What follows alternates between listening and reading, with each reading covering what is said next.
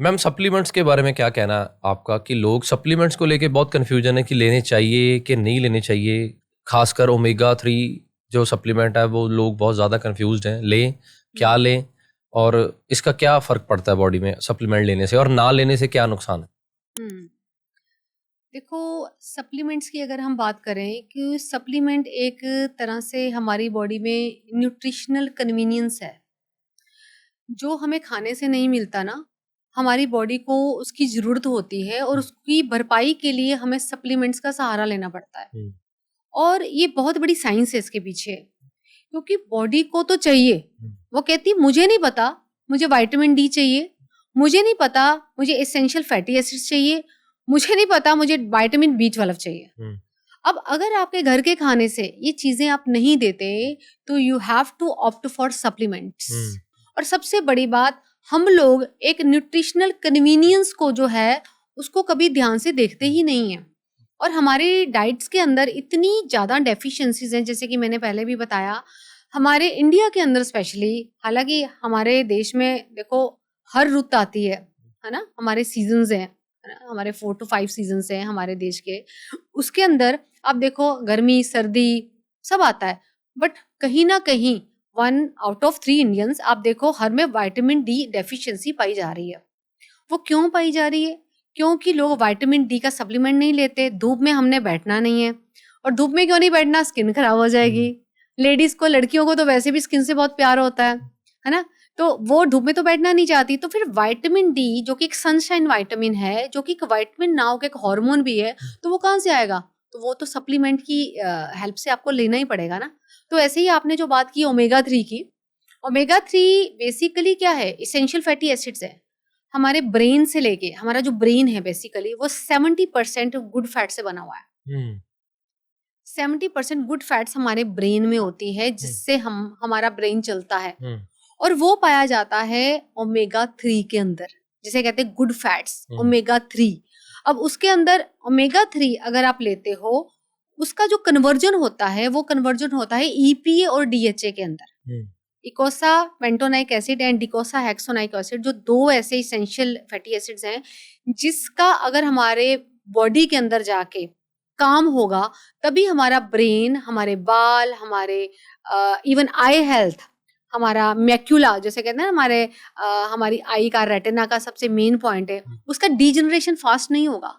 अगर DHA जिसे डिकोसा हेक्सोनाइक acid जिसकी मैं बात कर रही हूँ, वो अगर हमारी बॉडी में जाएगा, मैंने जैसे कि बताया आपका, हमारा मैक्यूला, हमारे रेटाइना है ना, हमारी आई हेल्थ, उसको सपोर्ट नहीं करेगा तो हमारा विजन प्रॉब्लम जल्दी आ जाएगा, हमारा कॉग्निटिव डिक्लाइन जल्दी शुरू हो जाएगा अगर गुड फैट्स हमारे अंदर नहीं जाएंगे। तो omega 3 is very important. And सबसे बड़ी बात जो ओमेगा 3 की है, जो पर्सनली मैं जिसको बहुत ज्यादा प्रेफर करती हूँ, इवन आई टेक डेली, वो आपकी इन्फ्लामेशन को बॉडी से होने में रोकता है। यानी कि एंटी इन्फ्लामेटरी फूड है ये ओमेगा 3।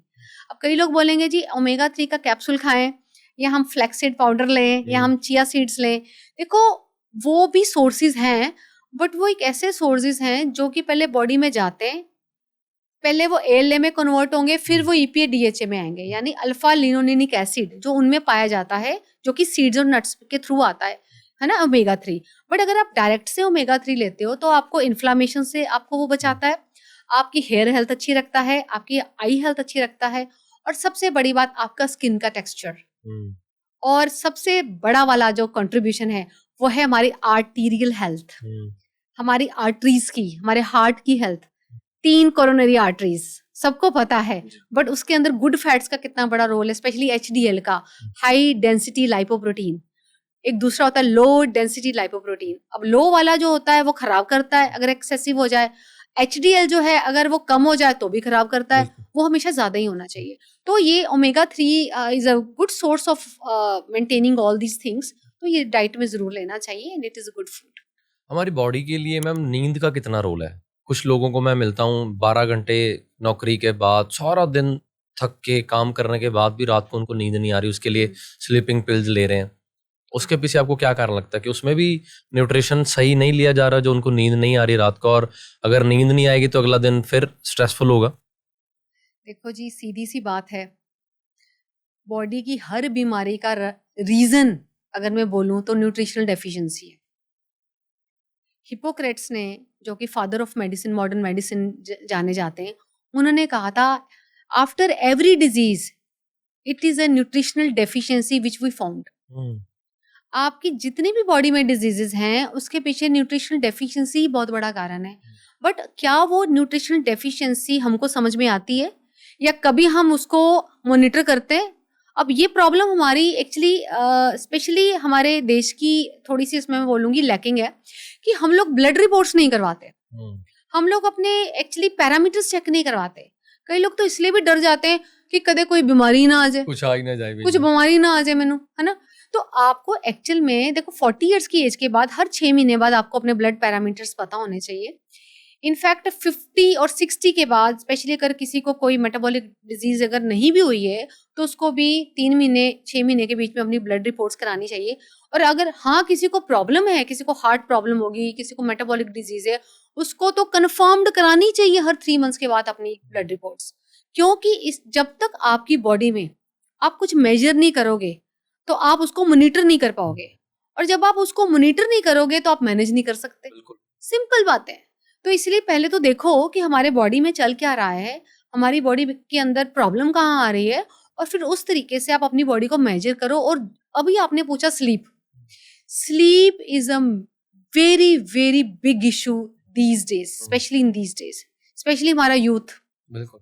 उनकी नींद अगर मैं बोलूँ ना तो 3 से 4 घंटे भी नहीं वो सोते ध्यान अच्छी तरह से, साउंड स्लीप अगर हम बोले, क्योंकि 12-12 1-1 बजे तो नेटफ्लिक्स चलता है, बिल्कुल, सोशल मीडिया चलता है, व्हाट्सएप चैटिंग चलती है ना।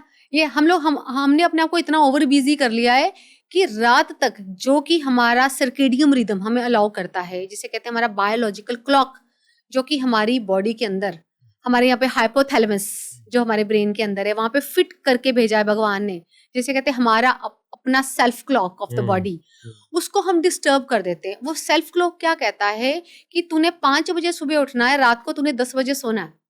क्योंकि हमारा स्लीप जो साइकिल है, जो हमारा स्लीप का साइकिल है, वो 10 से लेके 2 बजे तक पूरे अपने फास्ट पेस पे होता है, जिसे कहते हैं क्वालिटी ऑफ स्लीप।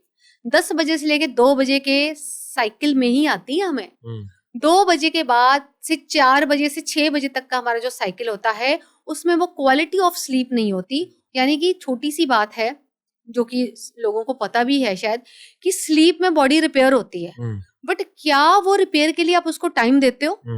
क्या आप 10 बजे सोते हो? चलो 10 नहीं, मैं कहती हूँ 11 बजे आप सोते हो? नहीं सोते। तो आपने अगर 11 बजे के बाद 12-1 बजे तक भी आप सो रहे हो तो आपका क्वालिटी ऑफ स्लीप टाइम तो चला गया, रिपेयर तो आपकी बॉडी की होगी नहीं। और अगर आपकी रिपेयर नहीं होगी तो आप क्या होगे? आप अंडर नॉरिश होंगे, आपका रीग्रोथ नहीं हो सकता, आपकी रिप्लेनिशमेंट नहीं हो सकती।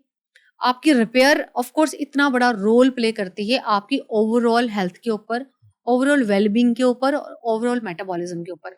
और एक चीज मैं आपको राज की बताना चाहूंगी, अगर कोई इंसान एक दिन नहीं सोता, सपोज करो एक दिन उसने अच्छे से नींद नहीं ली, अगले दिन जैसे कहते हैं क्रेविंग्स होती है, वो 500 कैलोरीज एक्स्ट्रा खाएगा विद हिज और हर क्रेविंग्स। क्योंकि अगर आपकी नींद प्रॉपर नहीं है तो आपको क्रेविंग्स ज्यादा होगी, आपकी नींद प्रॉपर नहीं है तो आपका मेटाबॉलिज्म डाउन हो जाएगा, और सबसे बड़ी बात आपकी नींद प्रॉपर नहीं है तो कहीं ना कहीं आपके हार्मोन डिस्टर्ब होंगे, जिसमें सबसे बड़ा कारण पीसीओडी, और आज की डेट में जो लड़कों को देखा जा रहा है कि उसके स्पर्म सेल्स जो होते हैं वो वीक हो जाते हैं।